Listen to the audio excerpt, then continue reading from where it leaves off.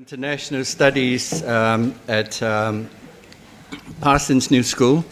Previously, he was the Provost and Dean of Graduate Studies, and for many years, he was Director of the legendary Center for Transcultural Studies in Chicago, from which a lot of us benefited.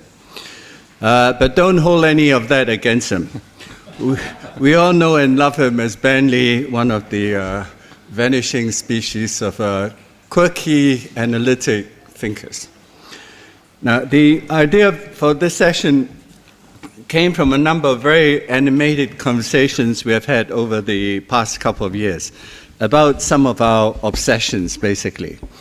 Ben, by training an anthropologist, was fascinated by new financial instruments like derivatives, to the puzzlement of many of his friends.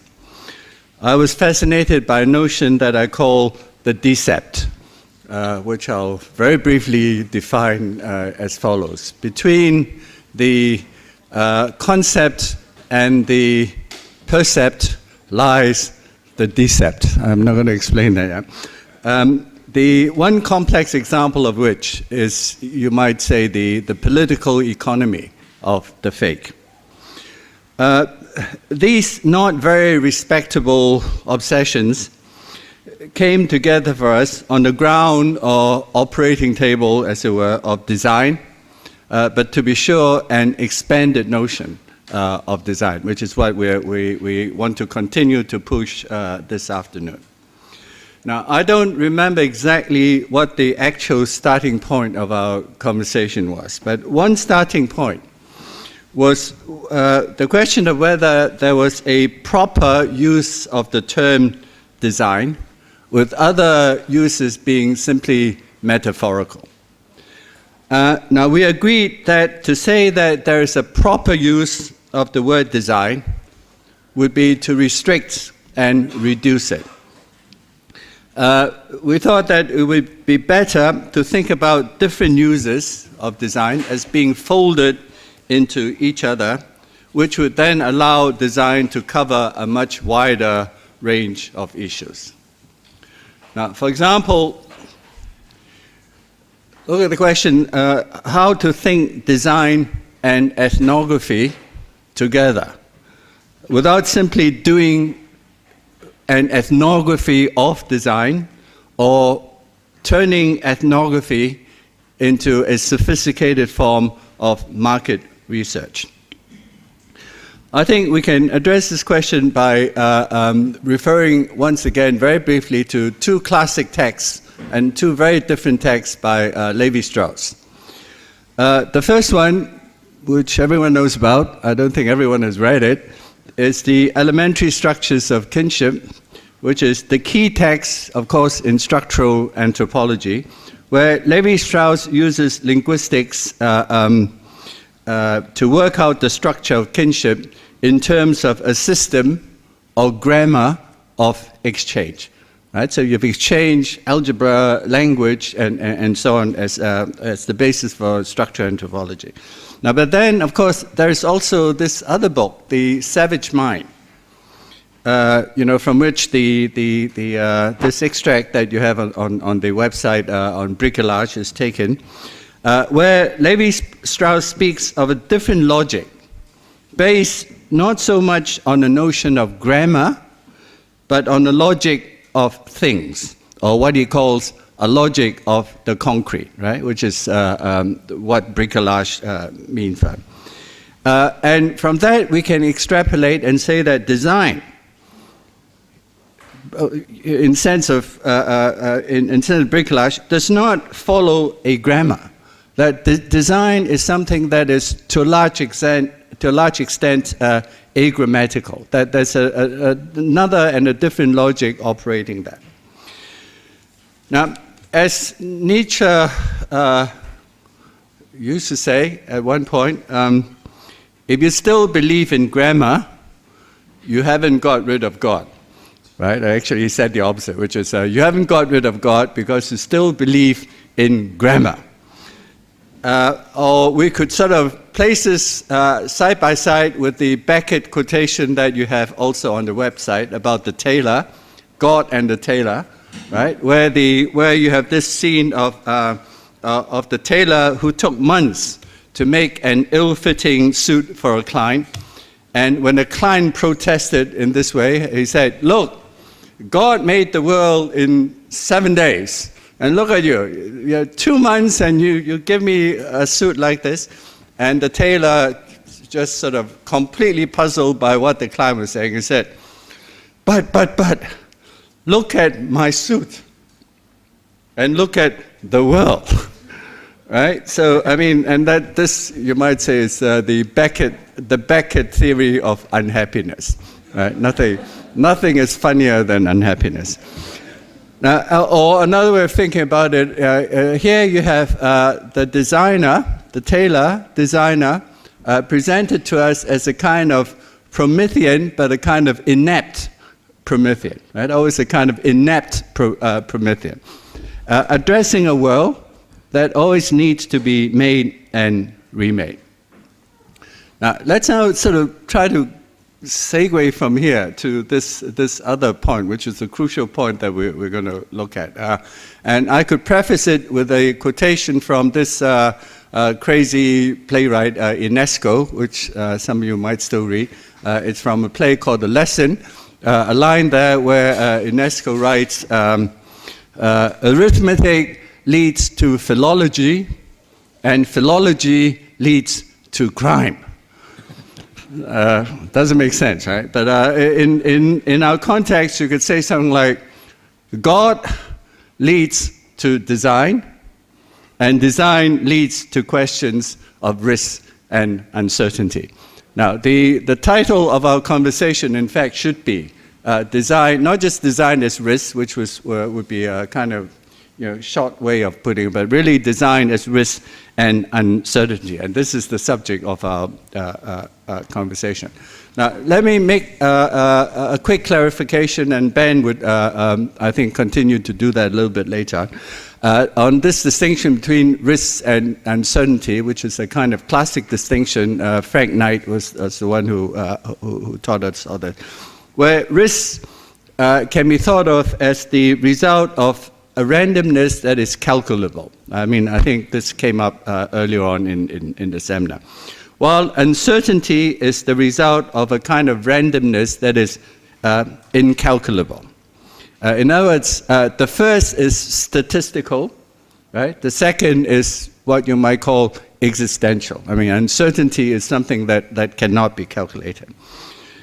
Now, derivatives. You see how we can go from this, from God and religion and ritual to this whole question of derivatives. Because derivatives, now, one way of thinking about it is to see derivatives as a way of turning uncertainty into risk, right? Turning that which is basically incalculable into something that is still sort of risky, but at least calculable. Turning the uncalculable into the calculable. Through what? Through the design of new kinds of financial instruments. Financial instruments which allow us, for example, to spread the risk or to outsource the risk. So that a lot of risks that you would not want, that bankers would not have wanted to take before, right? I mean, like if you apply for a loan and you don't have good credit, they won't really want to risk that. But if you're able to outsource the risk, spread the risk, then of course, a lot of these applications can be accepted. Hence, more business, more money generated, and so on and so forth. And all this, as we know, right, worked for a while. The last few years was just the brave new world of derivative trading. After which, today, we see the apocalypse. And at this point, I'm going to hand you over to Ben and his book of Revelations. The apocalypse. Apocalypse now, I guess, is the way to think about it. Thank you very much, Ackbar. Let me explain this handout to you. There are 5 sections of quotations. The The first one is from Tim Brown, who's the CEO of IDEO, the design company. This was an article in the Harvard Business Review last year. It's quite an interesting little article. The second one you've already seen. It's just an excerpt about wicked problems in design thinking by Buchanan. The third quote I put in here was by George Soros. And it's quite interesting because Soros was a student of Karl Popper, and the term wicked problem comes from Karl Popper. All right, so the whole issue of reflexivity in finance is basically treating finance as a wicked problem. All right, and that's one of the things I want to talk about a little bit today. The fourth set of quotations is this new book by Gillian Tett, who was the financial editor for the Financial Times, who wrote a book called Fool's Gold. It's a study of the invention of the credit default swap. For those of you who followed this, the credit default swap was the major instrument, a credit derivative, to cause the present financial crisis. It's the thing that AIG basically piled up $4 trillion worth of notional value on, and it collapsed AIG, so that the U.S. government has had to bail out AIG to the tune of $80 billion so far. The interesting thing about Ted is that she has a PhD in social anthropology from Cambridge and did her work on ritual language in Tajikistan and her fieldwork in Afghanistan and Tajikistan. So and the last set of, last quote is from Frank Knight, the famous quote on risk and uncertainty. And what I'm going to try and do in just scanning this set of quotes for you very quickly so we can have a lot of discussion is to try to show you that there are sets of issues around the notion of the meaning of the word design, as Ackbar put it. When you talk about fashioning or designing or creating or making a financial instrument or a financial infrastructure, this is not a metaphor, all right? And as a matter of fact, when you look at how these things are created, especially this Tett book, which he calls a study of innovation, okay? It's really an ethnographic study of innovation, that it highlights the issues of uncertainty and risk that are at the heart of every design issue. Okay, so that's really what I'm trying to do. So I'm going to take you through a kind of wending way through these 5 sets of quotations to get you to that point, okay? To understand that the present debates in design theory are moving in this direction. And I'm actually speaking from this last year at the New School. We've had a set of speakers, actually Jason Lau was in some of these classes, that actually are all discussing these kinds of issues. We had speakers from IDEO, Continuum, and Ziba, the major design companies, RGA Associates, Bruno Latour, Arjun Appadurai, Paul Rabinow is also coming in. They're all talking about this issue of design as, in some sense, the replacement for the linguistic term. Okay, and I could have entitled this talk. For those of you who know the background, there's a thing called decision-making under uncertainty. Decision-making and uncertainty comes from von Neumann and Morgenstern's classic work on the theory of games. All of modern finance comes out of the notion of expected utility and risk and return that starts with von Neumann and Morgenstern's book. Interestingly enough, that book is the product of Morgenstern asking von Neumann to expand on his famous paper on bluffing in poker. Okay, so it all starts with poker. Okay, and if you read von Neumann and Morgenstern, there's a long chapter on bluffing, all right, and that's the core of the book, okay? And then the modern notion of expected utility comes out of von Neumann and Morgenstern, which is then used for the whole basis of modern finance in the notion of risk and return, okay? And that's why we're going to get to this whole issue of uncertainty and risk, and we're going to look at how you fashion a financial instrument. Okay, that's the key thing, the story of innovation. So you take a look at the Tim Brown quotes, it's quite easy to see that what Brown is trying to talk about is a change in the tenor of the discussions about design from an earlier period when the notion of design was kind of downstream. All right, you have a notion of a scientific discovery, all right, and then you have the engineering of that scientific discovery into some sort of engineering artifact, which then can be sold, commercialized, and design basically puts the brand on it. all right? What you might say is that this model of design is, you could say, tied to the idea of producing the commodity artifact. What's been happening in design theory, especially in design companies, and if we talk about China, the whole issue of design from the commodity artifact and artisan base coming out of fine arts to the idea of a design company doing brainstorming and prototyping, all right, reflects this kind of transition that design is in right now, all right? So what's happening in this transition? All right, well, what you can see by Brown's quotes is that as you begin to move from commodity artifact, you move to a notion of design as strategic intervention. And the article is quite interesting because there are a couple of examples that he uses. One is the creation of a product for Shimano bikes, and the other one is designing of a healthcare system. Okay, and this is really the space that design is playing in now. It's everything from commodity artifacts all the way to strategic interventions. The interesting thing about strategic interventions is they're not iterable, right? They're singularities. Right? That's the important thing. Once you get into the area of singularities, you're going to get in the area of uncertainty because you actually can't do much with singularities in terms of statistics. All right, the whole problem is how do you generalize from a singularity?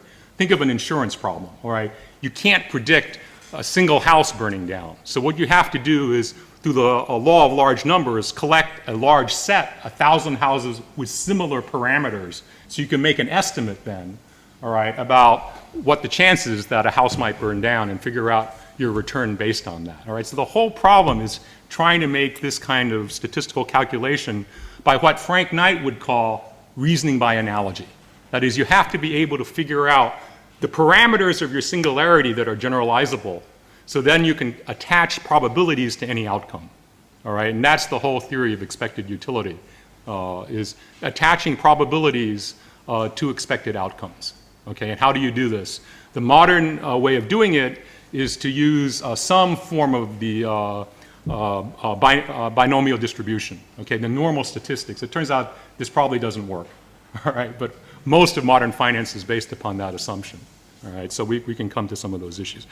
All right, so what you're beginning to see in Tim Brown's article is a discussion of how design has been shifting.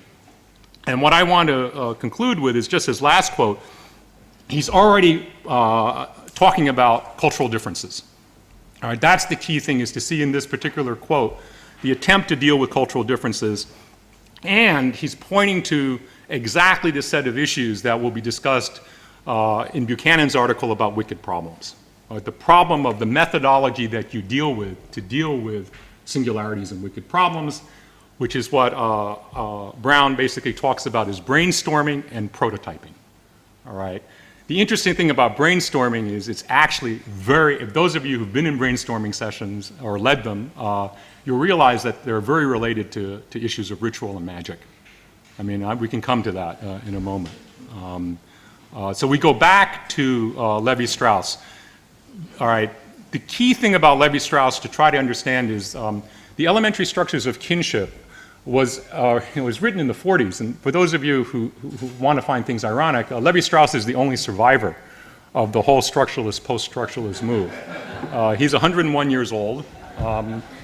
He's reputed to have written a detective novel about 6 or 7 years ago, like Leo.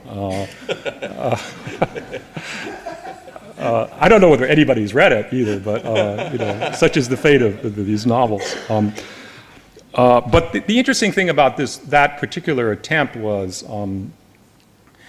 he actually wanted to deal with the problem of women exchange in marriages. And the problem that it posed for anthropology, along with the incest taboo, is that for groups that were exchanging women, often the real problem was what was the uncertainty or risk of exchanging or taking in a woman from a group that you were competitive with, that you had antagonistic relationships with. So Marcel Mauss would say that this was really the primitive way of dealing with the social contract. This is the pre-Hobbesian solution to uncertainty and risk. Kinship was risk management. Ritual and magic were forms of risk management. Okay. The problem that Levi-Strauss introduced, for those of you who remember, was that he introduced an algebraic model, a mathematical model for kinship. And the long, long saga, if you want to say for 50 years, of the movement from structuralism to the event is actually the movement from one linguistic model that Ackbar said, the grammatical model, actually it wasn't really grammatical, it was phonological, to the issue of performativity. All right. The whole notion of performativity that most of you might have heard of through Judy Butler actually doesn't start with Butler at all. The interesting social science application is in anthropology by Stanley Tambaya, Michael Silverstein, Roy Rappaport, Victor Turner, is that ritual and magic is performative. I mean, that was the whole hypothesis. So we'll come to that at the very end of this presentation. So what I'm moved with Tim Brown is to the issue of wicked problem. You've had a discussion on this. The interesting thing about a wicked problem is that it actually is created by these forms of self-reflexivity in which your action actually changes the parameters of the situation that you're in. That is inherently the ethnographic situation. That was the whole postmodern turn, the writing culture's turn, was to try to talk about self-reflexivity in anthropology. The George Marcus, Rabinow, that whole group of people, Mike Fisher, the so-called Rice group, we're all trying to deal with this. The notion of a wicked problem, though, develops out of operations research as a critique of engineering, or it's a critique of planning and engineering. All right, so this is another fact that you have to, because I'm going to use this, of course, to deal with the issue of financial engineering. All right, it's not a metaphor. Don't take any of these as metaphors. These are not metaphors. These are the way that people actually think about these things. All right, so the different ways in which we talk about wicked problems in the Buchanan article, he just takes it from the classic text by Riddle. And what you begin to see is this focus on self-reflexivity and uniqueness, the notion of a singularity, all right, and how you deal with that. And the commentary that he gives on the top of page 2 is very much an issue of how you deal with singularity. All right, this third set of quotes are from George Soros. This is a lecture, I guess he gave at MIT in 1994. He has a more recent book on the present crash. I thought it was kind of funny because to reproduce a little bit more of it, because he's quite self-deprecating and humorous in this article. He said, that it is my theory of reflexivity which has guided me both in making money and giving money away, but has received very little serious consideration from anybody else. It is really a very curious situation. I am taken very seriously, indeed a bit too seriously. But the theory that I take seriously and in fact rely on in my decision-making process is pretty completely ignored. All right, and then I italicized the areas where he talks about reflexivity. You can compare it to the problem of a wicked problem. I think they're fairly an equal match. He has a very interesting critique or commentary on the notion of general equilibrium and efficient markets in finance. Okay, that's the standard theory. Efficient markets and general equilibrium, that's the standard theory used in portfolio theory, what's called capital asset pricing models and things like that. He's attacking that theory with a theory of reflexivity. That theory of efficient markets was designed to make finance look like physics. Okay, so you begin to see again, there's a set of scientific principles, mathematically deducible principles, which you then have to use to engineer, right, financial instruments to deal with singularities. All right, that's the general model that we want to take a look at. All right, and then you can read some of his commentary on it. All right, I talk a little bit about Gillian Tett's book. There are just a few quotes here, mainly trying to make a case for design and ethnography. We are actually at Parsons and the New School trying to create almost the first degree in design and ethnography, a graduate degree that we are trying to work on. Hopefully in the next year or so it will be available. There are lots of issues involved in trying to create this degree, especially the relationship of it to standard anthropology. There's a quote on the last page of the handout from Fool's Gold itself. Let me tell you a little bit about how this text is structured. Fool's Gold opens up with a ritual bonding session. There are these members of the swaps team from JP Morgan go down to Boca Raton and basically engage in flagrante delicto in various forms and basically come up with the idea of a credit derivative. All right. It's kind of an interesting discussion because they actually thought they were going to help save the world with the invention of a credit derivative. What they did was invent the modern form of what's called a credit default swap. A credit default swap is basically a form of insurance against default. And their idea is that if they could, the old idea of how you handled, banks would handle risk is you'd have to have collateral. You'd have to have reserves to cover your losses. But if you could insure your losses, you wouldn't need the collateral.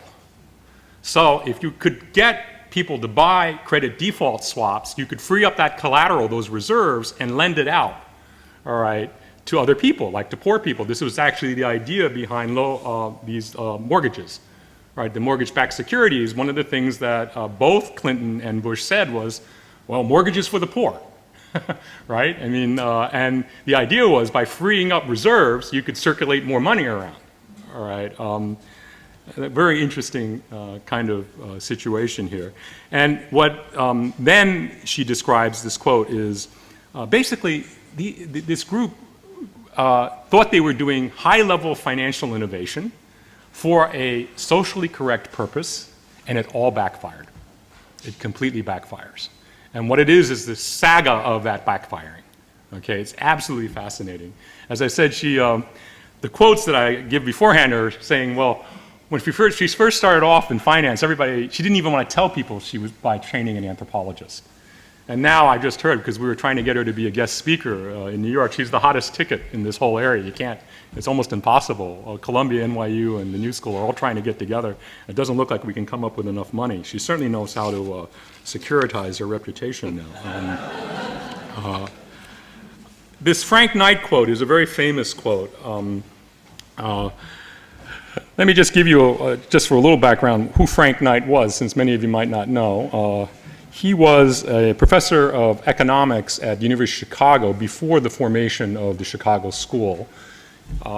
His other claim to fame, this quote is from his PhD dissertation written in the 1920s.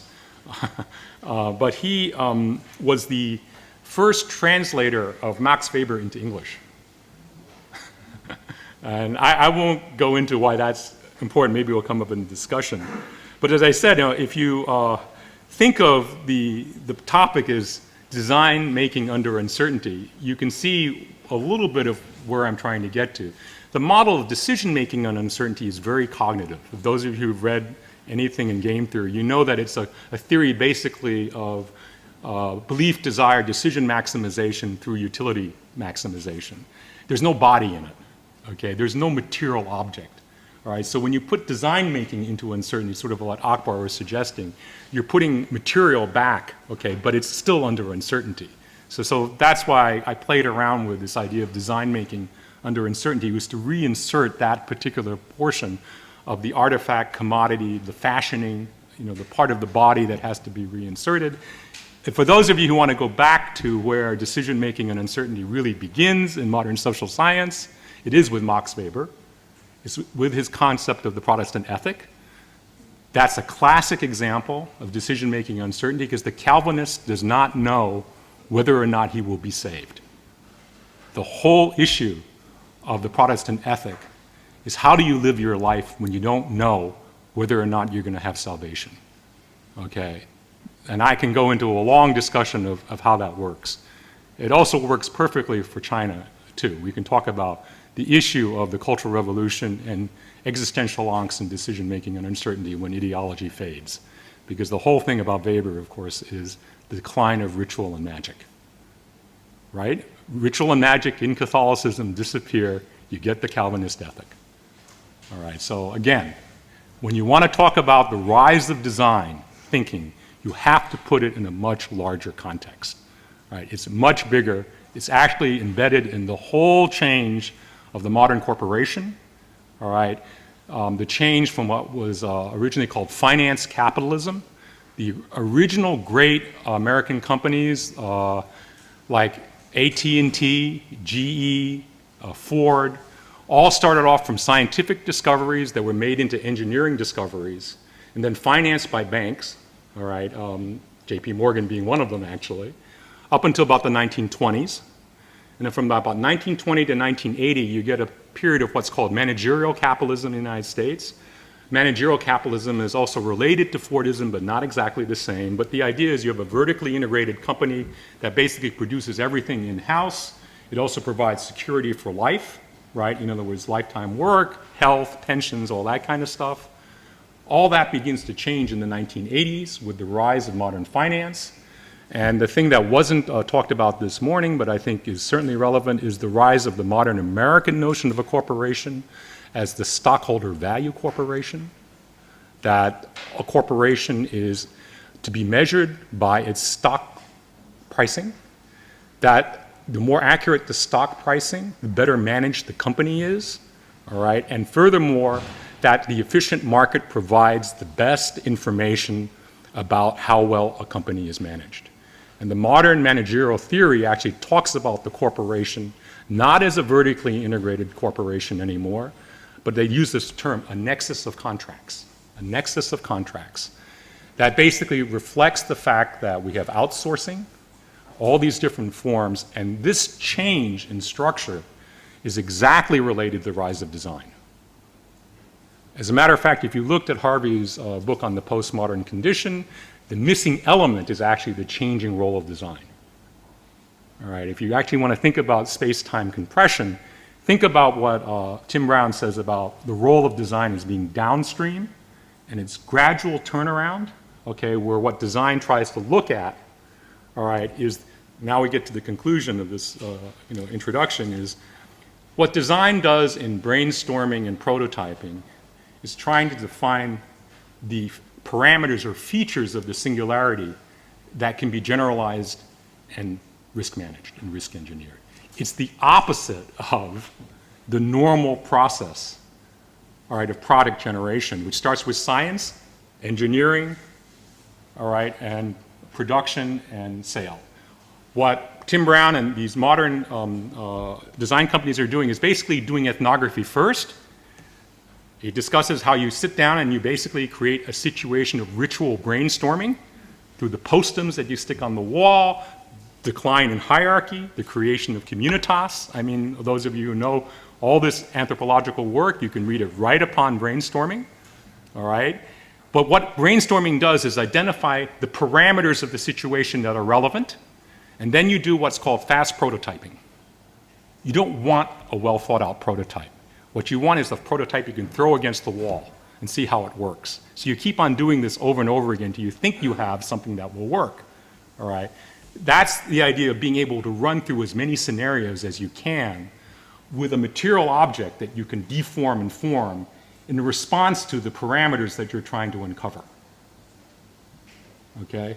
So what it is basically the inverse of the normal structure of ritual. That is, in the structure of ritual, what you have is a set of cosmological parameters that you're trying to instantiate in a singularity, the ritual event. Here, you're trying to uncover, all right, the parameters that will guide you in a particular situation, all right? So what I want to suggest, and now we can open it up, to Ackbar and discussion, is that if you take a look at these quotes, you begin to see a trajectory that design is going into that brings back all the issues of risk, uncertainty, engineering, and actually begins to argue that, in fact, what's happening right now in design studies, if you really want to understand, you have to put it in a much larger context. You have to actually put it in the context of a global transformation. And maybe one of the things we can discuss here is, why is the design metaphor so hot in China right now? What is actually going on? What's China's position within this global economy? I don't mean from a Marxist angle. Marxism isn't going to help on this, okay? It's not going to help at all.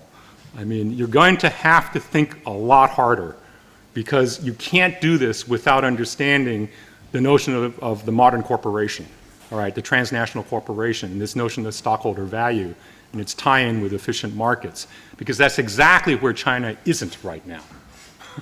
Okay, you don't have a notion of a stockholder value corporation that gives you accurate information about efficient market performance in China. And yet you get a discussion about design. And as a matter of fact, the last year, I was here in October, the discussion of design is exploding in China. The last 9 or 10 months, I've seen so many articles, not only in Chinese, but in the English journals, like Time Out, everybody has a design column now. And I can tell you that there are TV shows that are coming on design in the next 6 months in Chinese on CCTV and other things. It's just exploding. And there's something happening, and it has everything to do with the present economic conjuncture. But we can talk about that too, because it's not that China is at the cutting edge of finance, but it does fit within the global economy in a particular way. Anyway, why don't we just leave it there? Yeah, so let's start a conversation.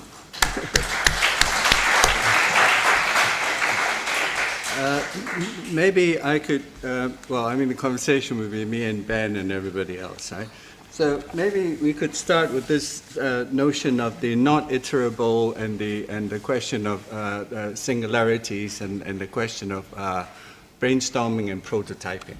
Now, one of the things that happens, of course, in production is that you get you think about new motor cars. You get a prototype, and then when the prototype goes into production, it's not like the prototype at all, right? I mean, the prototype is something that's very interesting, very singular, but then when you go into production, there are always sort of compromises that have been made. So I think this whole question then of the not iterable, the singular, would of course at one level be this question would link up with this notion of the not calculable. Right? It's not reproducible because it's a singular thing. It's only one solve. But then what you then would need in terms of design is the way in which the non-iterable, right, would have in some way, maybe through a process of compromise, through a process of production, become iterable. And I think this would intersect, I suppose, with another notion, which is the notion of technologies. And technology, current technologies as technologies of reproduction. How, for example, if you look at the Senate Benjaminian notion of the decay of aura, of how reproducibility means the disappearance of singularities in a way, right? And how, to a certain extent, a notion of singularity, of authenticity, of the unique work of art would follow one sort of old-fashioned trajectory. But I think what you're suggesting now is that, I mean, even that model of reproduction and uniqueness would have to be rethought, because like design now would be working on the interstice of the not reproducible and of reproduction at the same time, right? Yeah, I think, let me give you one interesting example we had last year. I heard this from a guy who was the leading library designer in the United States. And he came to visit the New School because we were thinking of creating a new library. And he talked about a couple of models for libraries. The one he said was the most weird one was the University of Chicago model. He redid Duke and Yale, and he goes to Chicago and he says, I went there and it was all these, first it was the only library committee that had no administrators on it. It was all faculty. It was a complete faculty committee. And then he said they had decided they wanted a library that had put more books into the library. They want the world's largest OpenStack library in the middle of the campus. Everybody's trying to get rid of books. They want 12 million volumes in the middle of their campus. And they said, because that's what they decided the University of Chicago stood for. And they also said they wanted all their rare book collections to be right out in front. As soon as you enter the rare book collections. Rather than having them hidden off and all that. So but he said the key thing here is they really knew what they wanted. That was the identity of the institution. And he went to Duke and he said they did something else at Duke. They said they built a library that could be redesigned. In other words, what they did was they said, look, we got all this information, but we don't really know how the students are going to use the library, so let's design a library that we can have students use, and we can build it in a way we can gather the information about student usages, and then redesign the library a year later. Okay, that's the two parameters, you might say, that you have to deal with in the problem of, let's say, in this case, space design, library design. When you have a fixed identity, okay, or things like that, how do you manage to engineer towards that? As this person said, it's very easy. There are only a certain number of things you can do with library design. All right, of course, one of them is making sure you measure how many, the famous joke about, how many, the person not figuring out how much the books would weigh in the library, like that. Anyway, the idea is that you either have a fixed identity or you have to be able to produce an iterable design. But it's not iterable in the sense of generalizable. It just means you can get information to feed back so you can redesign it. It's not like you're creating a more general model. Okay, you're creating a way to bridge singularities, all right, and yet not get lost in the singularity. All right, that's what I find really interesting. You have the same problem, and this is what Tim Brown and the Wicked Problem began to point to, is you could design a healthcare system for the United States, or you design one for the United Emirates like IDEO did, or Sweden. You can get lots of information from the different designs, like you do from ethnographies, but each one will be unique. All right, and each one will have that set of issues that the Wicked Problem kind of puts forward. I mean, so what you're getting is a toolkit and a set of insights. All right, but you're not getting, all right, comparative grammar, and you're not getting an easy engineering model. And so design now, moving from the iterable commodity artifact to the singularity, I mean, can we find a way of thinking about that space? And that's what I was trying to say. The space is so big now. You can't define it along one angle. I mean, let me push that a little bit, because it's like this notion of singularity and uniqueness and so on and so forth would raise a number of issues, for example, about, let's say, about art and uncertainty, right? Because and it's like here we're really in the interstices between, the different conflicting notions of what art might be. Now, for example, one of the ways in which you might think about kitsch, we've talked about this earlier on, is that kitsch would be really art that removes the danger and uncertainty from it, right? So kitsch, therefore, to a certain extent, would be iterable, right? Mm-hmm. It would not be a singularity. Right? But on the other hand, of course, the notion of art as unique and singular, as Benjamin has already shown us, is something that's already a kind of suspect notion. Right? So what maybe one of the things that these points that you're putting on the table might lead us to would have to be a kind of re-examination of what art and culture might be in this particular moment, and also why design now becomes this crucial notion. It's like design, in terms of in the terms that you're giving us, really sort of would force us to rethink, technology, reproducibility, performativity, and so on and so forth. I might sort of follow that up with maybe a point that was raised in the last session, but which also I think was a thread that when you also mentioned this, that went through some of our discussion, which is this difference between thinking about design as the production of an object or an artifact, and design as event or design as performativity. Right? Now, it's like here you have really two, in a sense, two competing notions of design. And this whole question of, whether some uses are metaphorical and others are proper. I mean, this is where this issue would come to a head.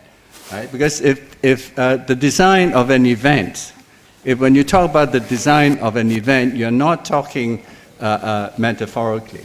then that would really expand the notion of design. And this is where, for example, all the issues like economics, politics, social structures now come to bear on what design might be. And of course, the question of China now and where China would be in this whole new space of kind of new economics, weird politics, and hence the kind of cultural aberrations that we see everywhere, I think now come back also as problems of design. Now, a simple way of thinking, and this would be really too simplistic, of why design is so important in China today is that once China gets the notion of design right, it would be unbeatable. I mean, it's already the world's most efficient producer. Once it learns how to design, it would be sort of unbeatable. And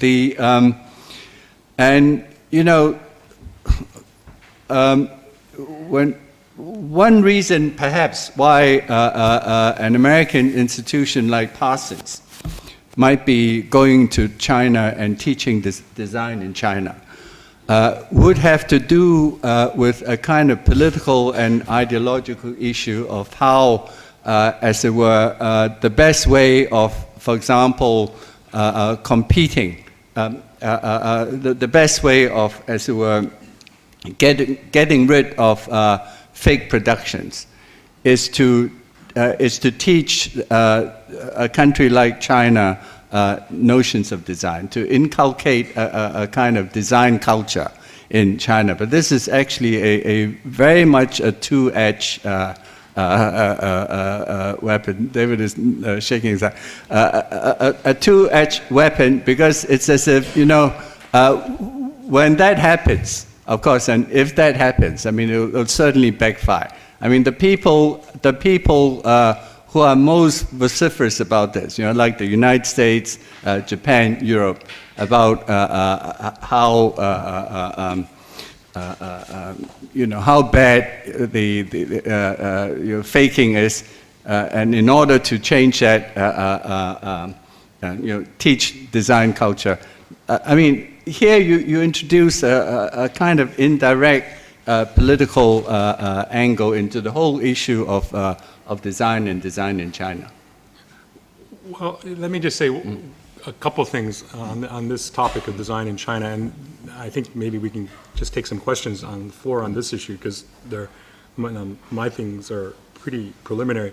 One is that the engineering model in China is so dominant, right? I mean, half the Central Committee are Tsinghua engineering graduates, and the major model of urban planning is an engineering model. It's a Soviet model. The movie today was perfect to show you where an earlier model comes from, and the kind of Fordist production model without bank capital, without finance capital, it's state capital running that particular model.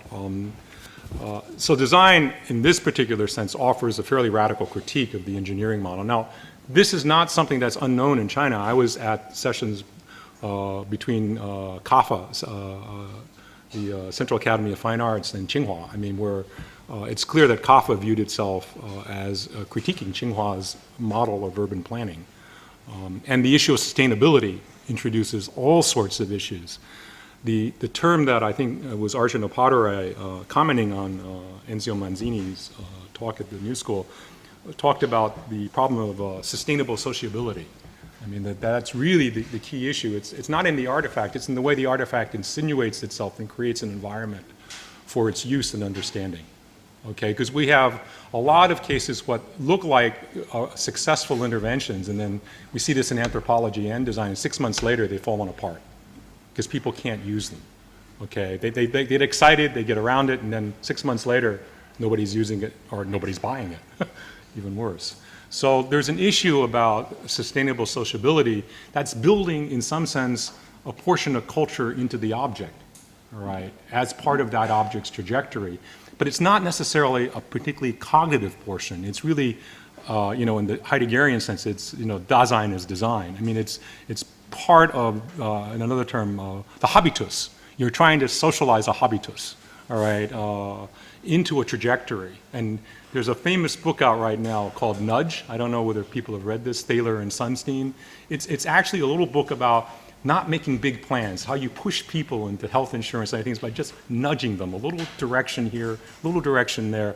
These are such radical ideas, because when you nudge enough people, it's like, getting everybody to jump up and down at the same time, that old idea that if you had all the Chinese jump up and down at the same time, the world will fall apart on the other side. But it's the same idea. It's like these little movements, how do you actually make change work, okay? The engineering model was to engineer out uncertainty because science gave you certainty. Science said that this event falls under these abstract parameters. It automatically generalizes in that old covering law manner, right? And engineering then was the application of that move from uncertainty to certainty back as it dealt with the singularities of objects in some kind of iterable format. So you have the principles of engineering applying to a particular bridge in a particular site. Think about the insurance example, the single house, all right, versus, a statistical sample of houses. The same idea, right? That the problem here is, how do you then deal with the situation we were talking about earlier, creating livable environments for people living in a particular place, okay? You can't just create an iterable model for it, and the relationship between large-scale production, company structures, all these things, the things I've just talked about, were all kind of hinted at in the movie we saw earlier.